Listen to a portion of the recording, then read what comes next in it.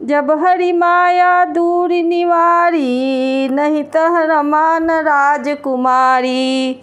तब मुनि अति सभीत हरि चरना, गहे पाहि प्रणतारति हरना। तब भगवान ने अपनी माया को हटा लिया। तब वहाँ न लक्ष्मी ही रह गई न राजकुमारी ही।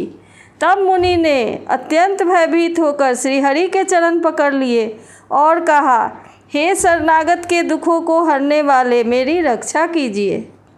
मिसा हो हम मम श्राप कृपाला, मम इच्छा कह दीन दयाला।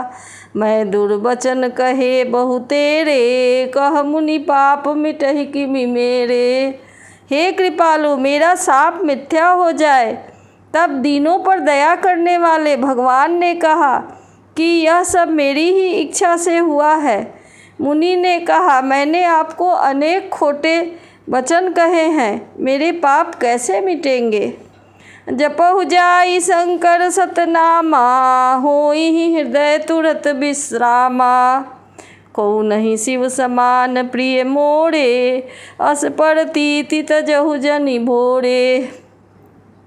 भगवान ने कहा, जाकर शंकर जी के सतनाम का जाप करो, इससे हृदय में तुरंत शांति होगी।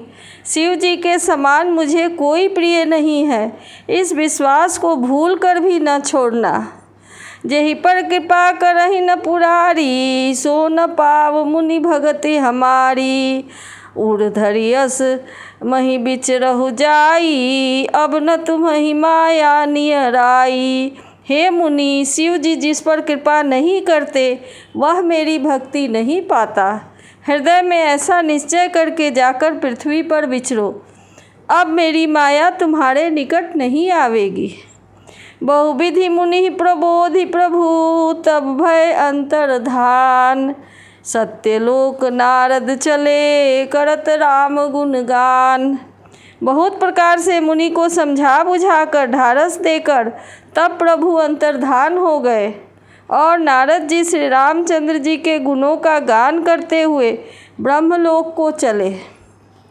हरगन मुनि ही जात पथ देखी, विगत मोह मन हरस बिसेखी। अति सभीत नारद पहीं आए, गहि पद आरत बचन सुनाए। शिव जी के गणों ने जब मुनि को मोह रहित और मन में बहुत प्रसन्न होकर मार्ग में जाते हुए देखा, तब वे अत्यंत भयभीत होकर नारद जी के पास आए और उनके चरण पकड़कर दीन वचन बोले। हरगन हम न विप्र मुनि राया, बड़े अपराध कीन्ह फल पाया। साप अनुग्रह करहु कृपाला, बोले नारद दीन दयाला। हे मुनिराज, हम ब्राह्मण नहीं हैं, शिव जी के गण हैं। हमने बड़ा अपराध किया जिसका फल हमने पा लिया। हे कृपालु, अब शाप दूर करने की कृपा कीजिए। दीनों पर दया करने वाले नारद जी ने कहा, निश्चर जाई हो तुम दोऊ, वैभव विपुल तेज बल हो।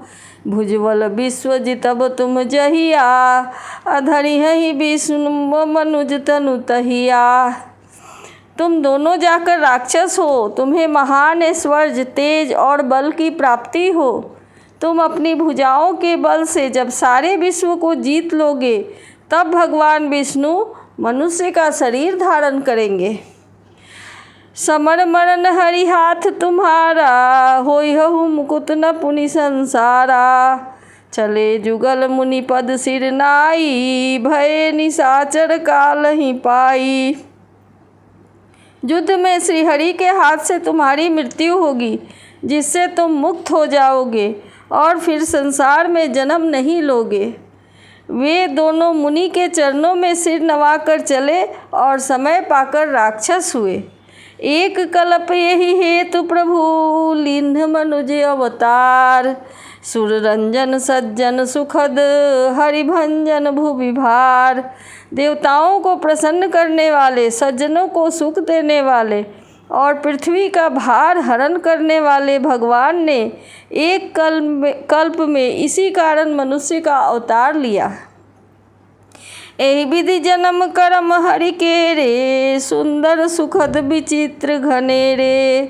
कल्प कल्प प्रति प्रभु अवतरहि, चारु चरित नाना विधि करहि।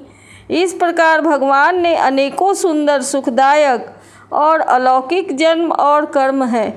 प्रत्येक कल्प में जब जब भगवान अवतार लेते हैं और नाना प्रकार की सुंदर लीलाएं करते हैं, तब तब कथा मुनि सन गाई, परम पुनीत प्रबंध बनाई। विविध प्रसंग अनूप बखाने, करहि न सुनिया चरज सयाने।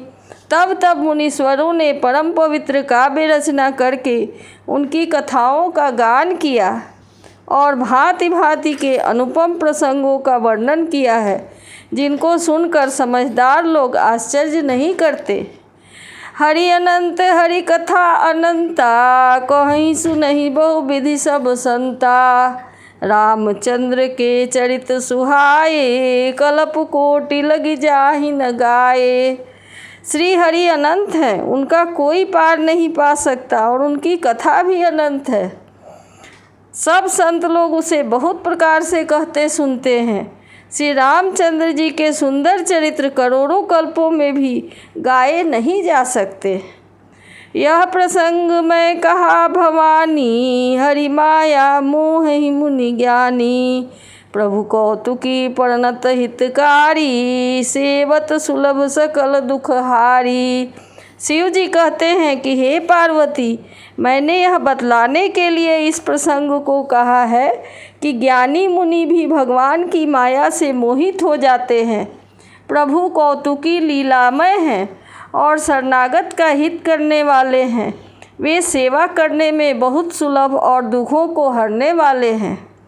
सुर नर मुनि को नाही जेहि, न मोह माया प्रबल।